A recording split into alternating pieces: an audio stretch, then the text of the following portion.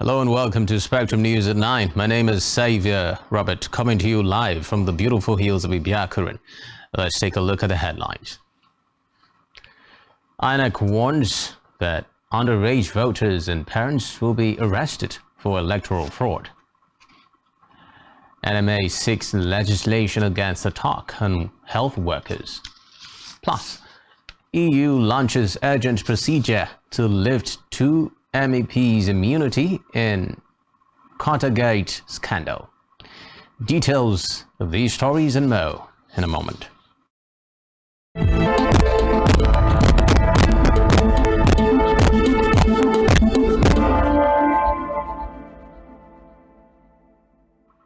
Glad to have you in the news tonight, and Happy New Year. The first night bulletin is a report that the federal government says 6 million meters are to be deployed nationwide in the first and second quarters of 2023 to reduce the number of unmetered electricity consumers in Nigeria. This was contained in a document on the review of the performance of the power sector and Nigerian electricity supply industry under the current administration from the Federal Ministry of Power in Abuja. The government said it had successfully executed a metering initiative post-privatization, with 1 million meters rolled out in the first phase of the National Mass Metering Program. The Minister of Power, Abubakar Aliyu, said the Central Bank of Nigeria and the Nigerian Electricity Regulatory Commission were fundamental in designing and implementing the program.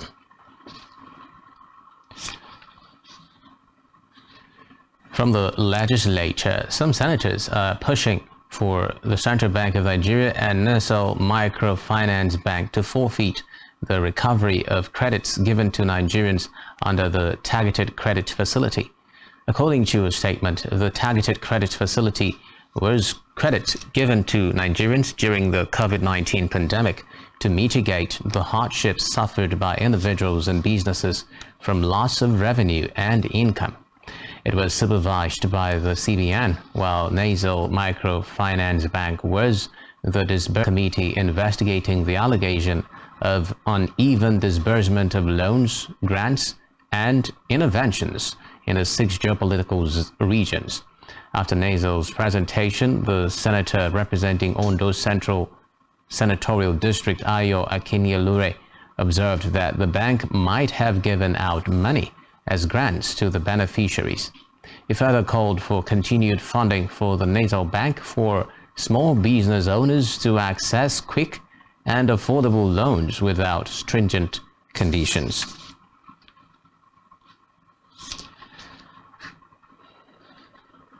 To the judiciary now, where a high court of the Federal Capital Territory FCT has declared that neither the Abuja Metropolitan Management Council nor the Federal Capital Development Authority has the power to name streets or assign numbers to houses in Abuja. Consequently, in a landmark judgment delivered by Justice Edward Ope, the court issued an order mandating the council and other departments of the Federal Capital Development Authority to remove street crescent. Only Abuja Municipal Area Council had the powers of naming roads and streets and numbering of houses in all the area councils in Abuja. Away from that, the Debt Management Office today announced as its first bonds issuance for 2023, 2 federal government of Nigeria savings bonds for subscription. According to a statement by the office, one is a 2-year federal government of Nigeria savings bond due in January 11, 2025, at the interest rate of 9.6% per annum. It noted that the other is a 3-year federal government of Nigeria savings bond due in January 11, 2026, at the interest rate of 10.6% per annum. The office said the opening date would be tomorrow, while the closing date would be January 6, and settlement date January 11, while coupon payment dates would be April 11, July 11, October 11, and January 11. On weather reports, the Nigerian Meteorological Agency has predicted dust, haze, weather conditions today and tomorrow across the country.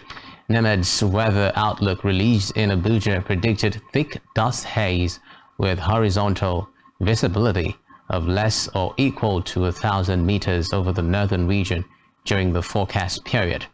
According to the outlook, moderate dust haze with a horizontal visibility range of equal to 1,000 meters over parts of Niger within the forecast period. Reports say moderate dust haze condition with a horizontal visibility range of 2 to 5 kilometers is anticipated over the inland cities of the south during the forecast period. In politics, party leaders are expected to meet with the diplomatic community in January 10. This was contained in a press release signed today by the President of the Association of Foreign Relations Professionals of Nigeria, Ambassador Gani Lawal, and Secretary General Ridwan Mustafa.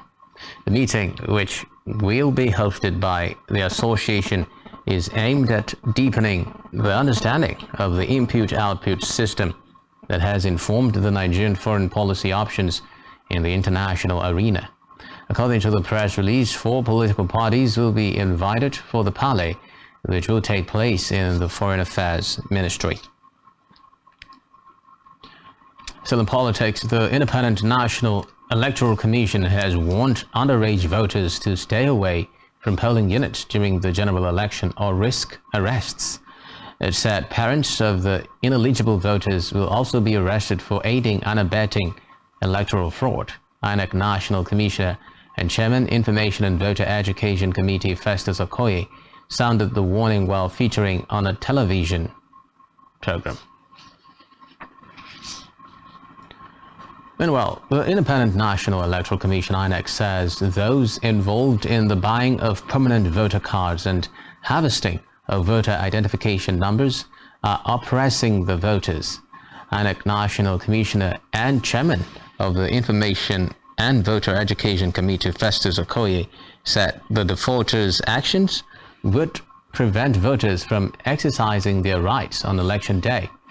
On the recruitment of ad hoc staff for the election, Okoye said the Commission will engage 1.4 million ad hoc staff made up of the National Youth Service Corps members and students in tertiary institutions in their final year. Staying with political, publicly endorsing its presidential candidate Peter Obi, describing it as a worthy New Year's gift.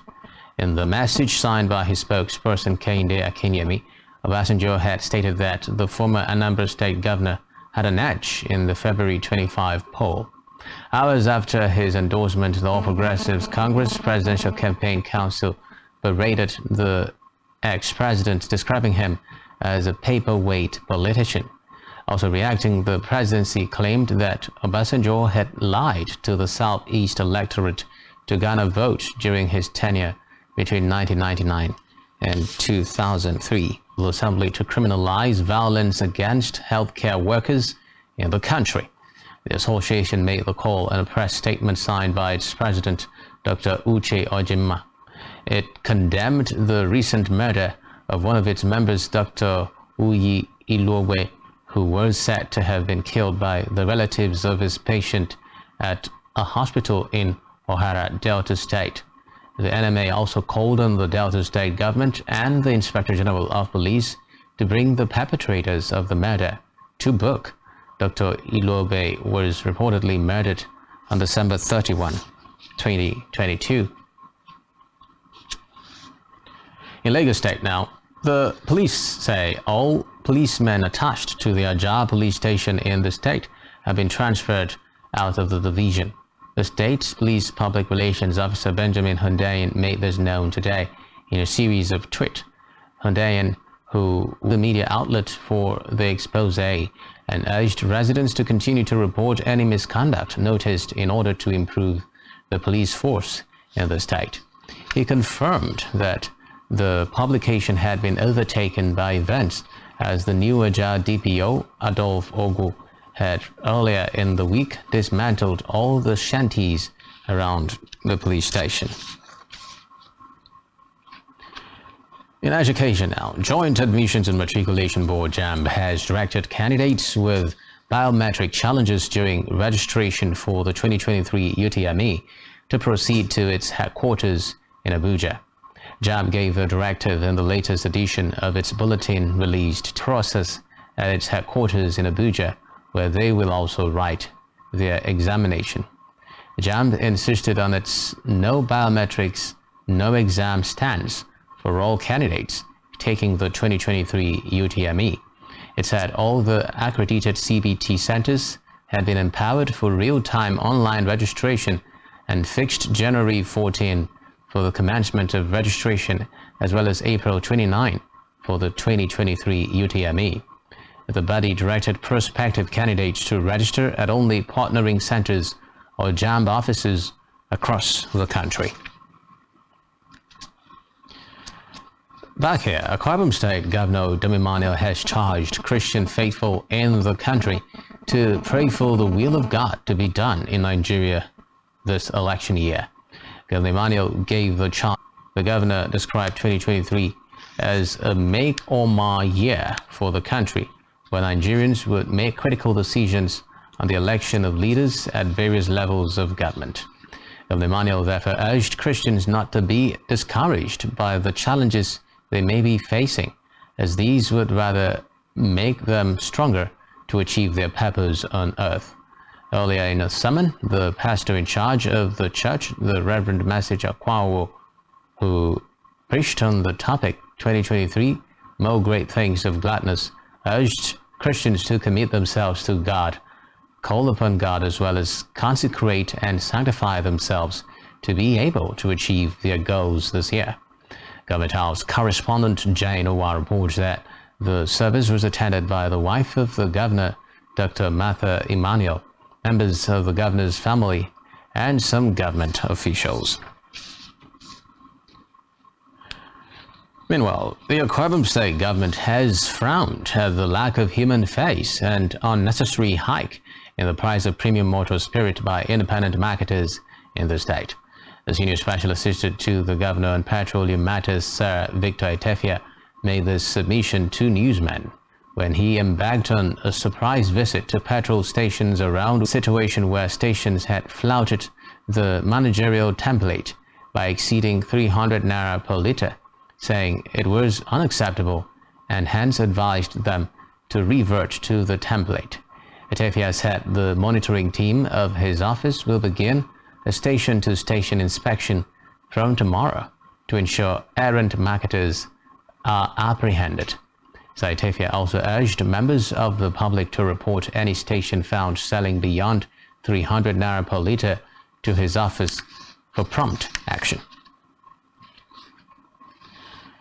Still to come in the news. Global economy faces tougher year in 2023. Do stay with us.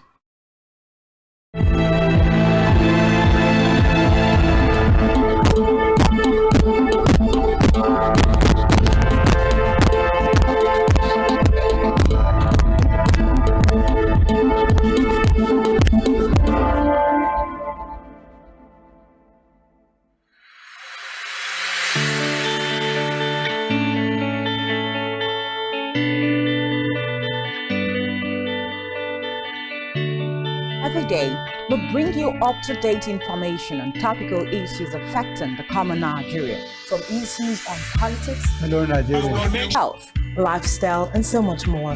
Join Janice Kobum and Uyai Anyeken every weekday from 7 a.m. to 9 a.m. on Rise and Shine Daily, exclusive on Spectrum Television.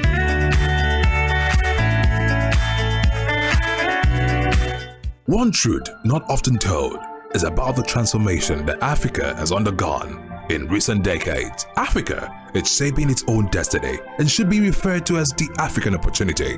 On Spotlight Africa, we paint the African picture the African way, laced with truth, detail, and the color of the African continent. Join Uyai Anyekan every Tuesday and Thursdays at 4:30 p.m. Spotlight Africa, telling the African story.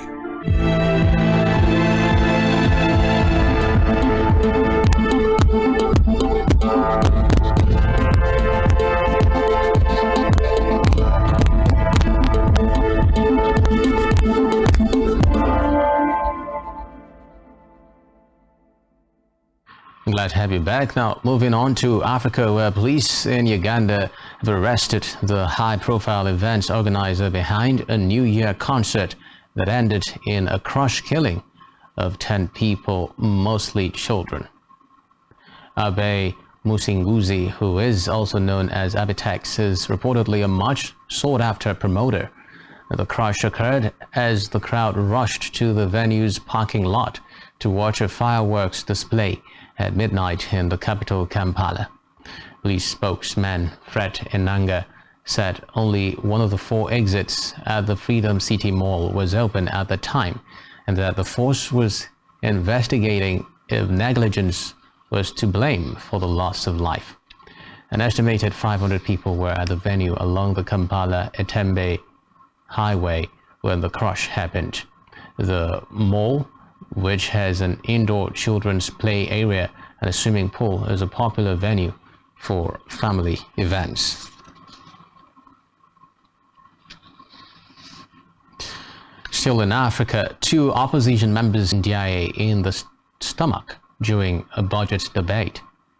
The male lawmakers attacked DIA after she criticized an opposition religious figure. The judge also ordered Mamadou Niang and Masada Samb to pay DIA 5 million CFA francs in compensation. The incident was widely condemned and sparked a debate about women's rights. In a video widely shared online, Samb is seen walking towards DIA and slapping her during a routine budget debate on December 1. She retaliated by throwing a chair, but at the same time gets kicked in her belly by another male colleague before a melee broke out as other members of parliament tried to calm the situation. DIA fears that she would lose the baby.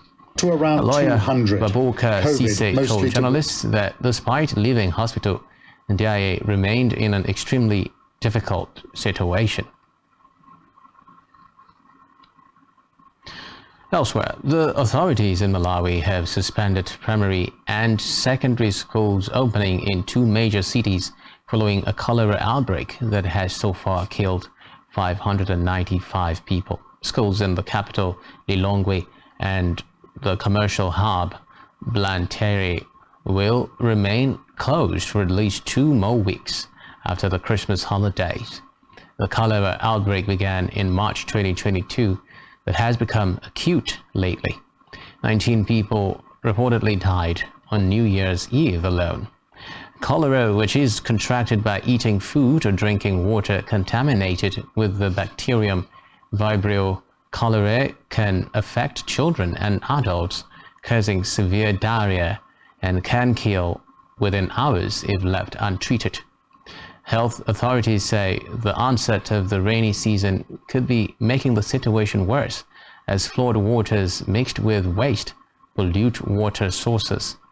A lack of proper drainage in both cities is also said to be a factor, and the outbreak has spread to nearly all of Malawi's 28 districts. In a separate development, deadly clashes between protesters and Somaliland security forces in Leskanod, the capital of the Shoal region, have left at least 20 people dead in over 5 days of protests. The protesters want their city to be run by Puntland rather than Somaliland. In a statement, UN Mission for Somalia has condemned the violence as internet and phone lines have now been cut off by Somaliland security forces in the city. International partners who are concerned about the violence in Leskanod resulting in civilian deaths and casualties have called for calm, stressing that preventing violence and ensuring the protection of civilians is paramount. On the foreign scene now, the European Parliament has announced that its chief, Roberta Metsola, had launched an urgent procedure to lift the immunity of 2 members amid a corruption scandal liaisoned by Belgian law enforcement into the graft allegations. Reports, however, say the 2 parliamentarians targeted by the procedure were an Italian, Andrea Cozzolino, and a Belgian, Mark Tarabella. Both are members of the center-left Social and Democrats grouping in the parliament. The development follows a string of Belgian police raids in December on the addresses of members of European Parliament, former members of European Parliament and lobbyists that turned up a total 1.5 million euros in cash. There are suspicions that the money was tied to alleged graft in the European Parliament benefiting Qatar, but the country denies having a role in any wrongdoing. In the meantime, European Union President Ursula von der Leyen has shared her support for Ukraine in a New Year phone call with Volodymyr Zelensky. On Twitter, she wrote that she had conveyed her support and best wishes for 2023 to the Ukrainian people. She reaffirmed the EU's decision to stand by Zelensky for as long as it took and reiterated support for their heroic struggle. Von der Leyen added that the EU will support Ukraine this winter with generators and will soon start disbursing the 18 billion euro support package in monthly tranches. Overnight attack on Ukraine. This was as the Kremlin signaled no let-up in its strategy of targeting civilian infrastructure and trying to wear down Ukrainian resistance. Kiev Mayor Vitaly Klitschko said 40 drones headed for Kiev overnight, and according to air defense forces, all of them were destroyed. Klitschko said 22 drones were destroyed over Kiev, 3 in the Kiev region and 15 others over neighboring provinces. He added that as a result of overnight strikes on Kiev, energy infrastructure facilities were damaged, causing power and heating outages. Still the crisis, a Ukrainian strike on a complex in the Russian-controlled Ukrainian city of Makiivka has reportedly killed 63 Russian troops. The Russian Defense Ministry announced the development today in a statement. Ukraine took responsibility for the strike but said the human losses were still being established. In a related development, the head of Germany's domestic intelligence agency has warned of increasing activity by Russian secret services. Chief of the Federal Office for the Protection of the Constitution, Thomas Haldenwang, told newsmen that Russia's intelligence interest in Germany was not only unbroken, but also increasing as the effects of the war continued. Haldenwang referred to a suspected double agent who was arrested before Christmas for allegedly supplying Russia with secret information as showing how real the danger of Russian espionage is. He said the authorities were making great efforts to prevent further people who may be linked to Russian services from going to Germany. Haldenwang added that Germany had seen a massive increase in Russian cyber attacks, disinformation campaigns, and other methods aimed at influencing public opinion. Away from that now, a group of prominent exiled Iranian pro-opposition figures have issued a coordinated message predicting that 2023 will be a year of victory, with the regime shaken by protests. Those sending the message include leaders from the fields of culture, human rights, and sports.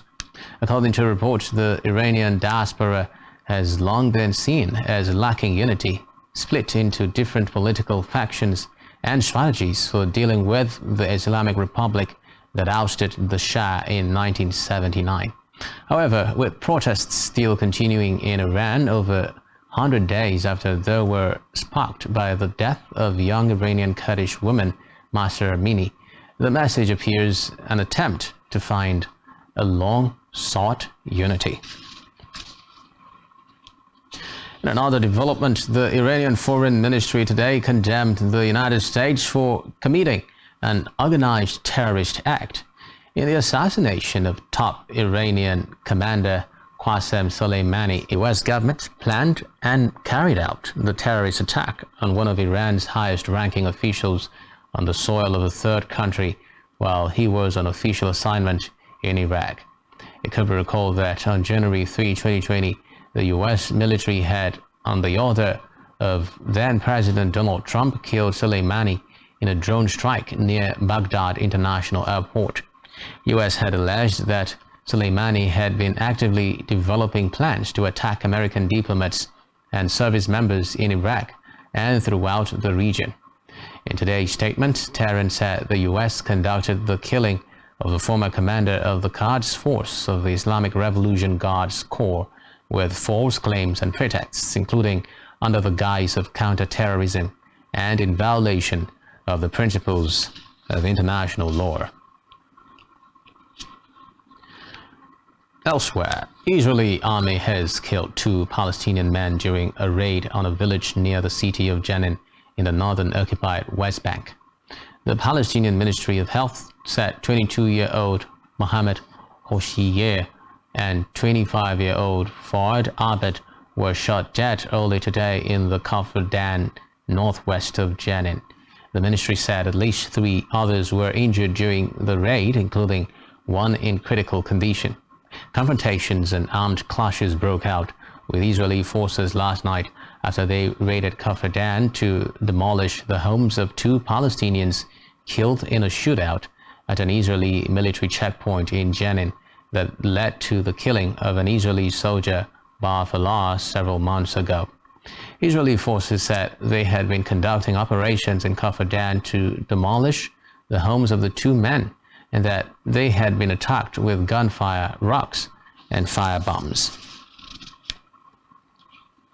In India now, the Supreme Court has upheld the legality of the government's decision in 2016 to demonetize 86% of the country's cash in circulation.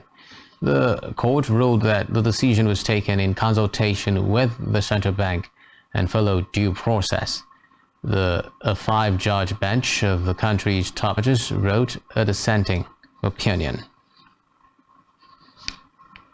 In another development, 4 people have died after a mid-air collision between 2 helicopters near SeaWorld on Australia's Gold Coast. Queensland police say initial investigations suggest the crash happened as one aircraft was taking off and the other was landing. Those who died were traveling in the same helicopter. The 3 other passengers are reportedly in a critical condition. 5 of the 6 people on the other aircraft, which made a from recent floods and landslides across the disaster-prone country, has risen to 51. Officials gave the figure today as authorities distributed food packs to the hardest-hit communities. According to the National Disaster Agency, the number of fatalities could rise further as rescuers search for 19 people still missing, more than a week after heavy rain pounded central and southern regions over the Christmas weekend. Away from that now, dozens of inmates have escaped from a prison in northern Mexico after gunmen suspected to be members of a drug cartel opened fire on the facility. Authorities say the men arrived outside the Chihuahua State Prison in armored vehicles and began firing on the guards. 10 were killed, along with 4 prisoners during the attack in the border city of Ciudad Juarez. Police say 24 inmates had escaped.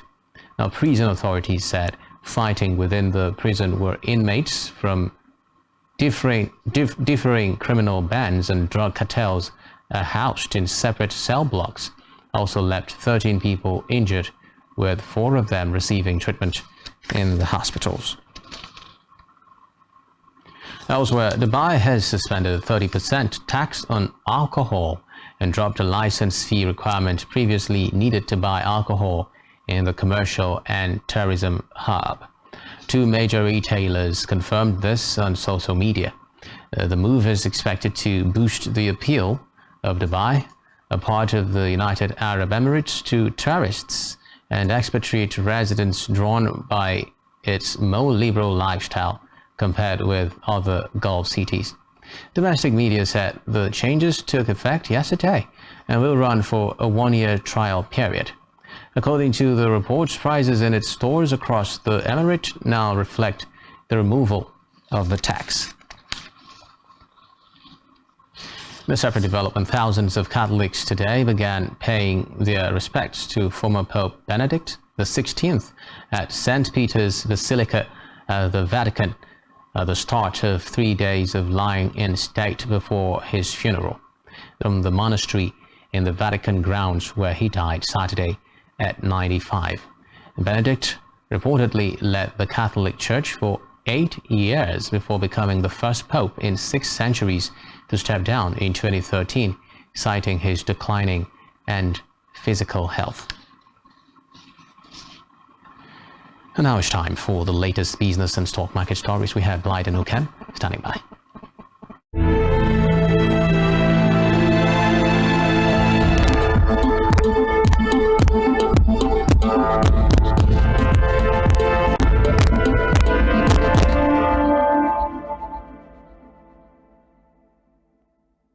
Thank you, Xavier Robert. Good evening. It's a new business year, and my new economy 2023 is going to be a tough year, as the main engines of global growth, the United States, Europe, and China, all experience weakening activities, according to the head of International Monetary Fund. The new year is going to be tougher than the year we left behind, IMF Managing Director Kristalina Georgieva said. In October, the IMF cut its outlook for global economic growth in 2023, reflecting the continuing drag from the war in Ukraine, as well as inflation pressures and the high interest rate engineered by central banks like the US Federal Reserve, aimed at bringing those price pressures to heel. Since then, China and Nigeria looking at the PMS scarcity. All marketers have asked the federal government to evacuate and dispense the products currently trapped in depots, which were shut down recently by the Nigerian Midstream and Downstream Petroleum Regulatory Authority, NMDPRA. Marketers said the products should be dispensed at the regulated rate of 148 naira per litre to help address the scarcity of premium motor spirit, popularly called petrol, instead of leaving them trapped despite the fuel crisis across the country. However, NMDPRA argued that the effects of the shut depots did not significantly impact the affected zones, as it seeks to check tanks of filling stations and other depots in order to halt the hoarding of petrol. Meanwhile, on Saturday, the federal government announced that it had shut down the operations of 7 depots in various locations in Nigeria for dispensing petrol at outrageous prices to retail outlets. A World Bank outlook regarding CBN loan repayments to gulf 62%. Central Bank of Nigeria will gulf about 62% of government revenue by 2027, despite the restructuring plan. The Washington-based bank noted this in its December 2022 edition of the Nigeria Development Update. The federal government's borrowing from the Apex Bank increased from 17.46 trillion naira in December 2021 to 23.77 trillion naira in October 2022.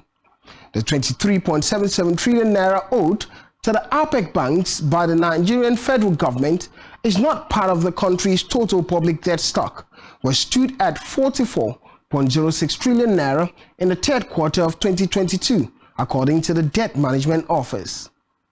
It's time for the Nigerian stock market outlook regarding the capital market's performance in 2022. The 2022 financial year will never be forgotten in a hurry, as it brought about several new developments to Nigeria's capital market amid multiple monetary policy rates MPR adjustments, high inflationary pressure, foreign exchange scarcity, and political tension. Nigeria's stock market had in 2021 recorded its best performance, which is 50%, raising renewed optimism for investors that 2022 would be better.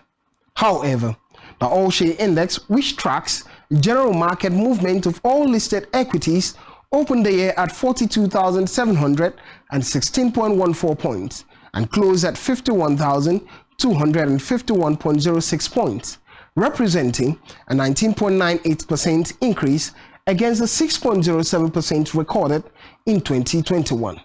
Furthermore, its market capitalization total value of all listed equities on the capital market grew by 5.619 trillion naira from 22.296 trillion naira to 27.915 trillion naira, representing a gain of 5.619 trillion naira. Consequently, year-to-date, the performance of all sector indices closed largely positive. For instance, the MGX oil and gas emerged best performer sector, against gaining after 34.6%, followed by NGX industrial goods at a positive 19.67%, NGX pension positive 5.38%, NGX banking positive 5.84%, and NGX State positive 5.38%, while NGX consumer goods had a negativity of 0.15% and NGX insurance a negative 12.34%, where the... Thanks, Blyden. Still to come in the news. Brazilians bid farewell to football legend Pelé at Santos Stadium wake. Do stay with us.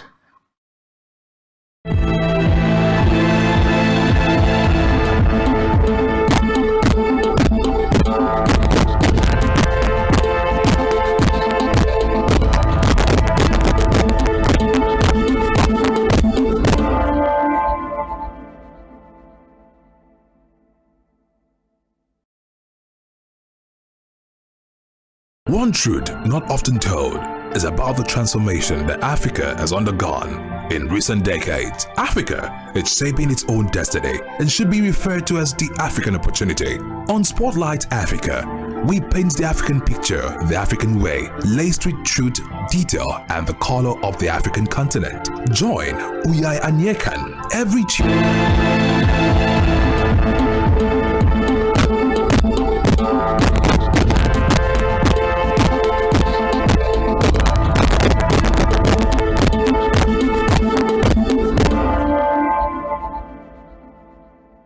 So staying tuned now in health. The wife of the Lagos State Governor, Dr. Ibijoke Sanwo-Olu, has restated the commitment of the state government to strengthening maternal and child health policies and programs to curb maternal, child and infant mortality. Sanwo-Olu stated this while welcoming the New Year babies born in 3 state-owned hospitals. The governor's wife noted that the implementation of the maternal and child health policies, strategies. In sports, Brazilians are bidding a final farewell this week to football giant Pelé, starting today with a 24-hour public wake at the stadium of his longtime team, Santos. The oceanside home of the team, nicknamed Pigse, which is fish in Portuguese, is experiencing a huge influx of fans looking to honor the king. To the stadium will be allowed until tomorrow, and after that a procession will be held through the streets of Santos, a port city about 75 kilometers from the state capital, Sao Paulo. The parade will pass the house of Pelé's mother, 100-year-old Celeste Arantes, to around 200 that her world-famous son has died. The procession will end at a cemetery in Santos, where Pelé will be interred in a special mausoleum. So in sports now, Novak Djokovic has received a positive welcome back to Australia. Djokovic's 3-year visa ban was overturned in November, allowing him to enter the country. He and Canada's Vasek Pospisil were beaten by Tomislav Bridge and Gonzalo Escobar on his return. Djokovic received. The Serb was deported prior to the 2022 Australian Open because of his COVID-19 vaccination status.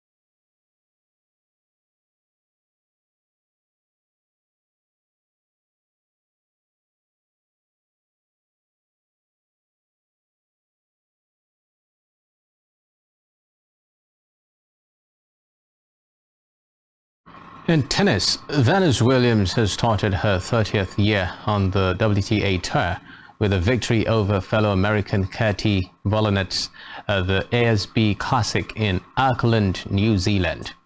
The 42-year-old beat Volonets, who is half her age, and will play China's Lin Zhu next. Former world number one Williams made her tour debut in October 1994. She entered 4 tournaments as a wild card in 2021, the only year since 1994 in which she did not win a singles match.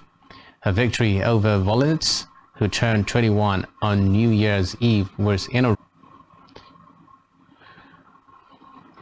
Away from that, Super Eagles defender Leon Balogun has resumed training with his English Championship club Queen's Park Rangers. Balogun has reportedly been out of action for several weeks due to a heel injury. The 34-year-old missed the Queen's Park Rangers' last 5 league matches. The club's manager, Neil Critchley, confirmed that Balogun was now back in full training. And on our entertainment news, here is Beto O'Brien.